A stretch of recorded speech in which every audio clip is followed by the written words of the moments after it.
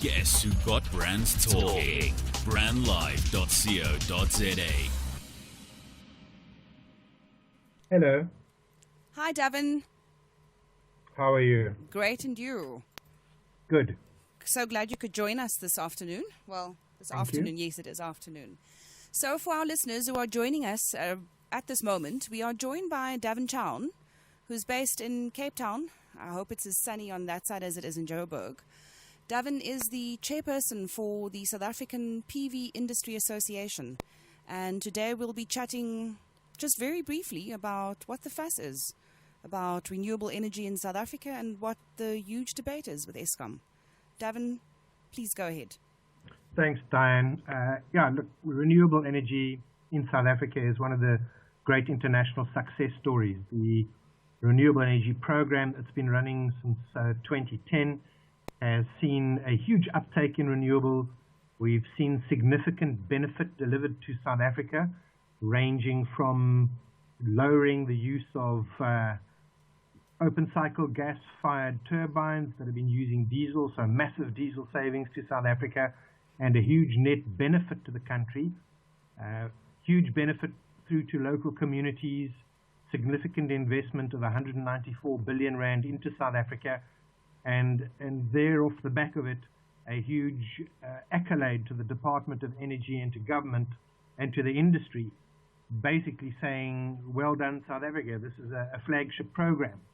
And with that in mind, we've seen the prices of renewable energy plummet fairly significantly, making, as we stand today, renewable energy one of the most attractive forms of investment and the cheapest forms of energy worldwide. So we're literally half the cost of any new nuclear or coal-fired plant that can come online.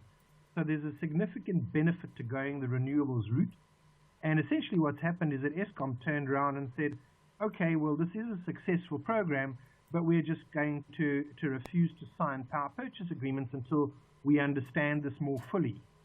So understanding, of course, that it's not Eskom's job to turn around and say what they will or won't do, because it's government policy, and therein lies an important message to South Africa, is that this is an investment route government has taken. It's an infrastructure program government is supporting, and it's a climate change commitment that government has made as we go into the Marrakesh talks. And important to realize that with all these massive benefits that renewables brings, it's not really the wisest thing to do for a board and a CEO to turn around and say, we're simply not going to sign these because we don't understand them. And therein lies part of what we're doing, is we're working to educate South Africans, we're working to educate industry, we're working to wisen up everybody as to the benefits of the technology, what it means for South Africa, and the massive amount of benefit that it will bring to the country over the next 20 to 25 years. Great. Davin, just explain something for our listeners. I mean, you're saying that Eskom is refusing to sign these agreements. What is the recourse for the renewable energy industry, for IPPs, these independent power producers? What route can you follow to, in a sense, force their hand? What is the industry doing about that? Look, essentially, as an industry, working together as the different industry associations, together with the independent power producers, or rather the bidders that are stuck in these bidding rounds. And we're working very closely with government to understand what the real problem is and where it lies. Because Eskom reports to someone, clearly to the Department of Public Enterprises and to their minister. And I think the three, let's call them the kingpins in this issue, happen to be Minister Lynn Brown, Minister Jumat Peterson, and of course the Minister of Finance, Pravin Gordhan.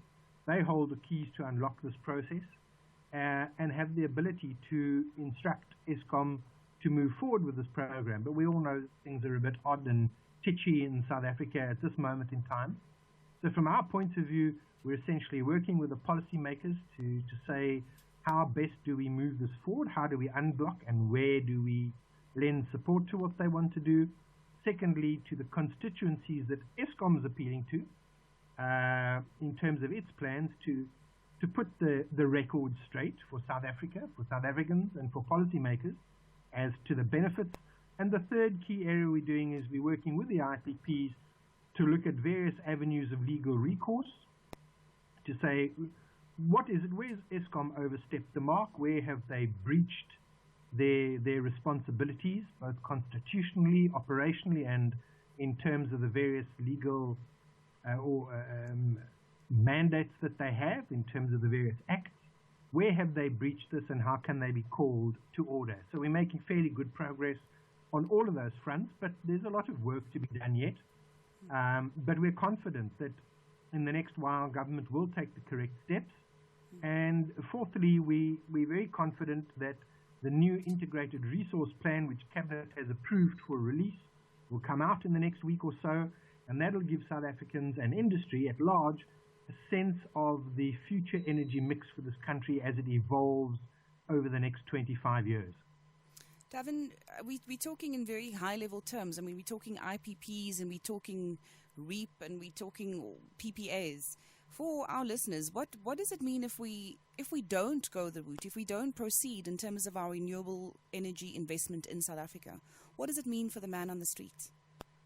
For the person on the street, it means South Africa ends up being committed to a long-term energy path, a long-term investment path that the citizens and taxpayers of this country need to fund, and which will be an expensive one to fund. It means we're going to be taxed more. It means we're going to have to, as a country, borrow more money to fund these programs, or we're going to have to fund them through other means and thereby make other commitments, which we don't know yet. But it means an expensive energy path into the future. It means a water unwise path into the future, because most of these other technologies use significant amounts of water. It also means that the nature of the benefit that comes to South Africa. As an example, each power plant that gets built, the owners of those power plants have to commit to a certain percentage of their revenues for local economic development, for socio-economic development in their regions. And that's proving to be a massive boost to many municipalities and towns that have been struggling in the far-flung rural parts of our country. Now, that means that breath of life that has been breathed into many of those moribund economies, local economies, over the last 5 years is going to dry up. And it's going to mean that government is somehow going to have to step into that breach, which again will mean another lot of burden on the taxpayer. So ultimately, picking an unwise path of abandoning a very good program that has proven itself means ultimately that we end up with higher energy costs, which means more taxation to fund the gap that these programs were covering, and it means the loss of benefit to us as South Africans. Over and above the big investment numbers, it simply means the person on the street, you and I, end up paying more tax to fund a program, and we see higher energy costs that we could be lowering through these other programs.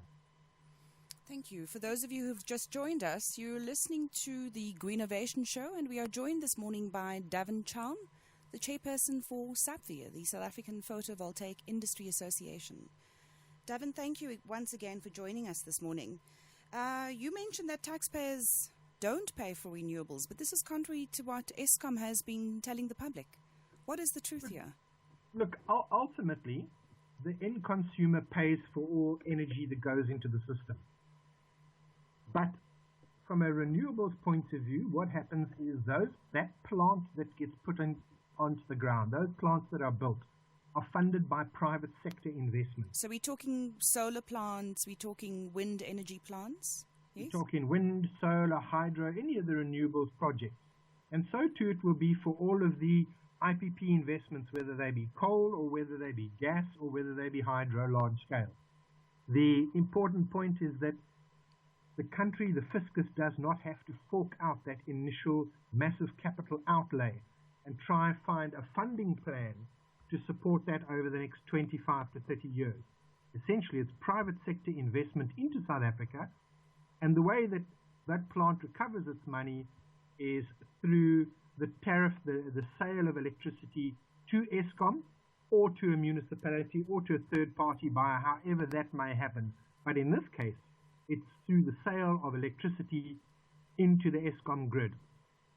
As our energy prices increase, what we are seeing over time is that there is a massive drop and decrease in the price of electricity.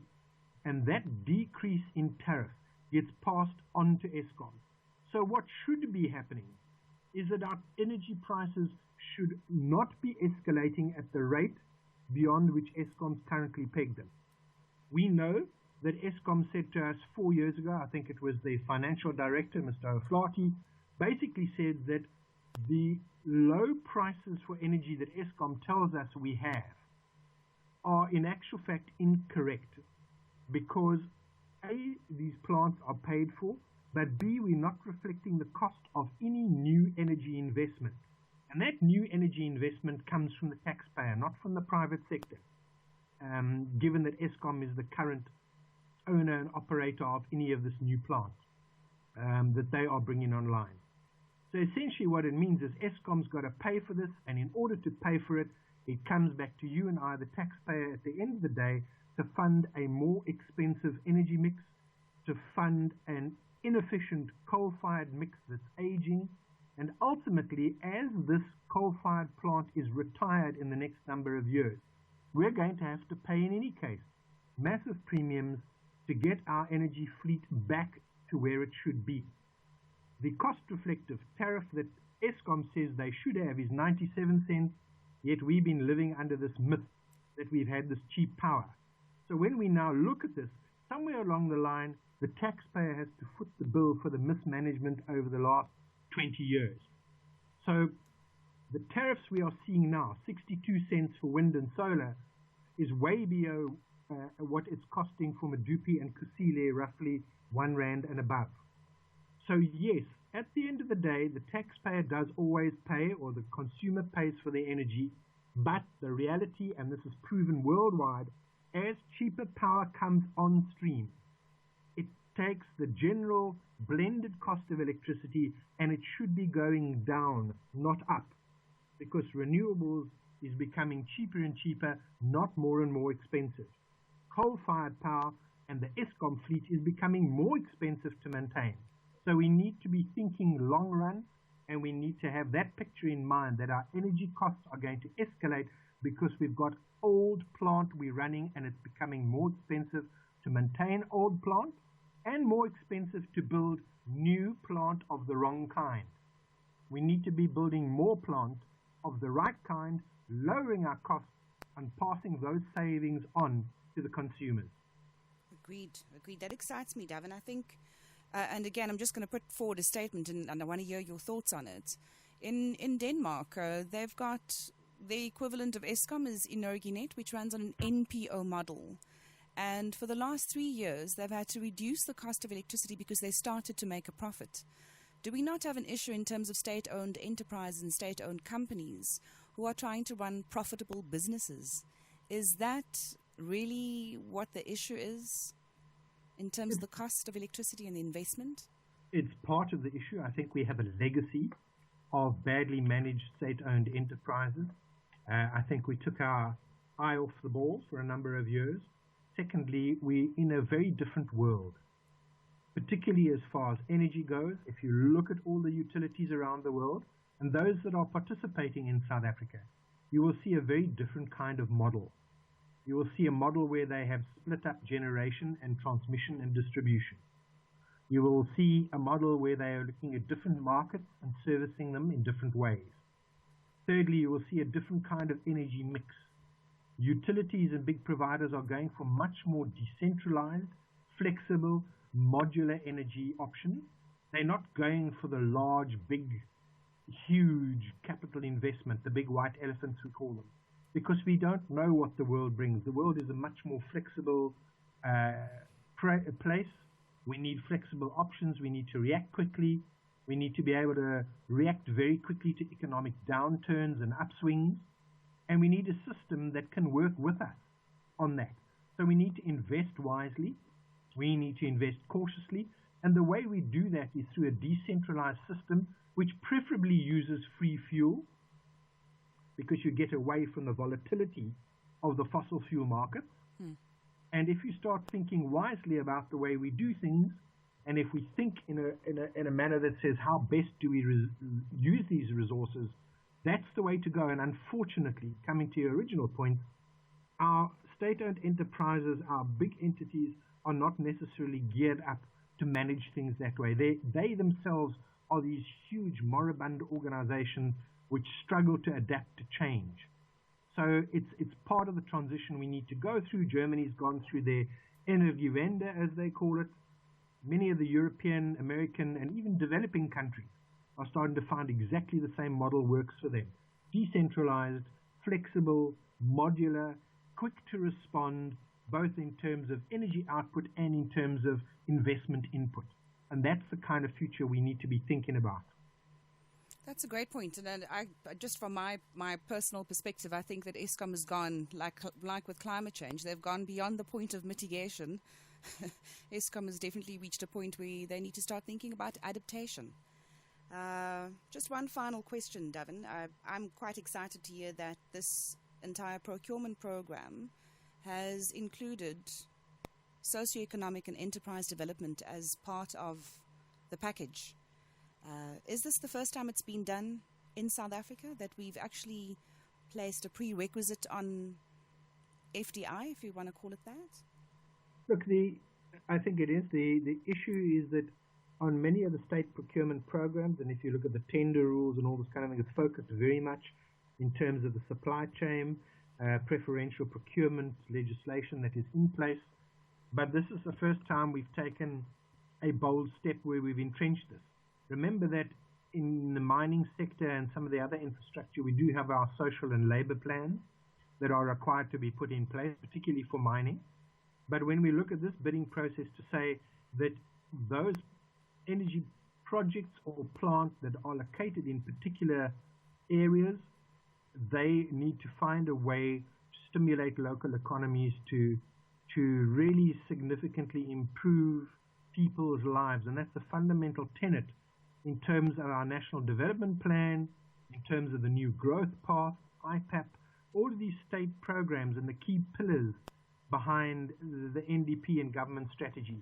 Any of the infrastructure programs need to make sure that they are contributing and contributing significantly, way beyond your normal corporate social investment. This is not corporate social investment. This is economic transformation. And it's important that we understand the difference between the two. And from our point of view, it also means that we would like to see, as an example, IPPs, others investing more heavily in simple programs like bringing electrification, bringing clean water, warm water through solar water heating programs and such like into these places where they have reach, where the government may not at this stage have reach. And that's the importance of this public-private partnership that we've embarked on together in South Africa.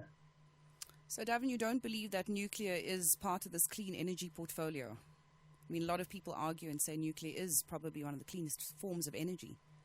Look, there are a couple of arguments to all of these. From our industry association and where we stand, we don't have a particular view. Obviously, we are here to promote renewable energy. Nuclear is not a renewable energy. It makes use of a fossil fuel in its fuel cycle, and there are a whole lot of issues to do with waste. We firmly believe that we need to be using cleaner, greener sources of energy. We understand clearly that there will be an energy mix in South Africa. But at the end of the day, what the consumers need to look at, what the Treasury needs to look at, is the overall cost of an industry from top to tail, from cradle to grave. And that means the fuel cycles, it means the cost of the fuel cycle, it means the cleanup costs, it means everything that goes with that industry. And we need to do full cost accounting to understand what that means. From our point of view, we believe, other options aside, that renewables makes a significant contribution, and that all the myths that go with renewables about needing storage and it doesn't contribute to base load, these have all been debunked in other markets. We seem to be the only ones clinging to these myths for some odd reason.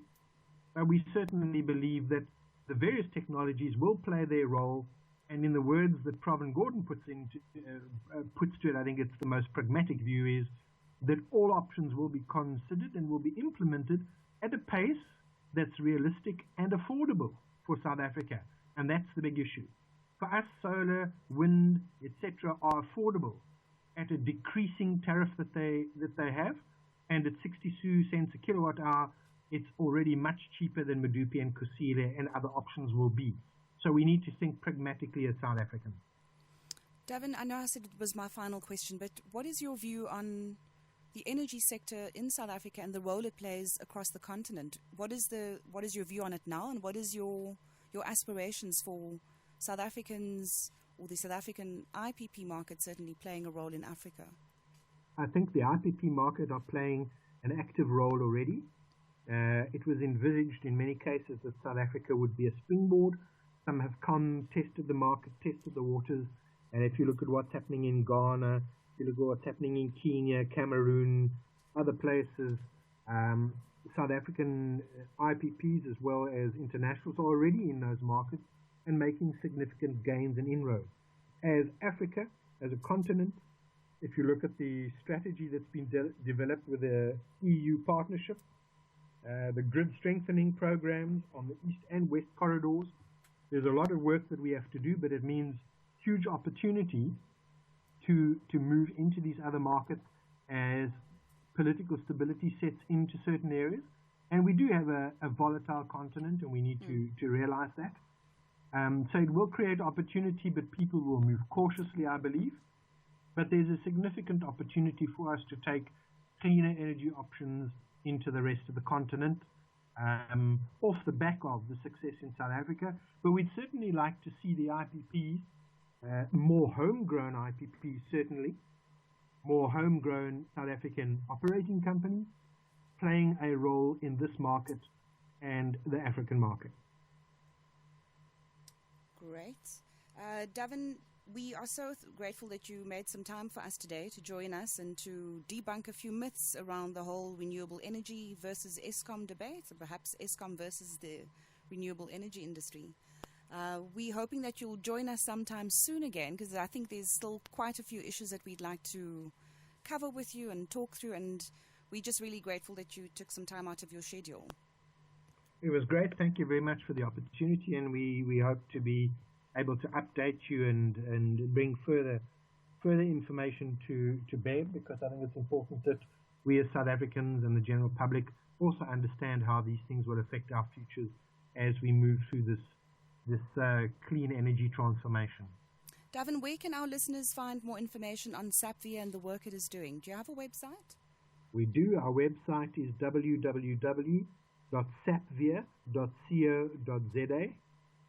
So that is a very useful platform, and I think if you go there, there will be links through to many of the other information sources that will act as a starting point.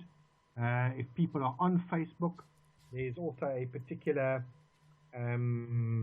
set of clean energy sites that one can go to look at on Facebook. I think there's quite a few of them in actual fact. And as these gear up and as the debates gear up now, I think you'll find that there's a lot of good information. There's a particular one on Facebook called Renewable Energy SA. If you go to Renewable Energy SA, you'll definitely find some good information there. Great. That's a wrap from the Greenovation Show, coming to you from Johannesburg, more specifically 27 Boxes in Malville. We look forward to joining you next week. Thanks.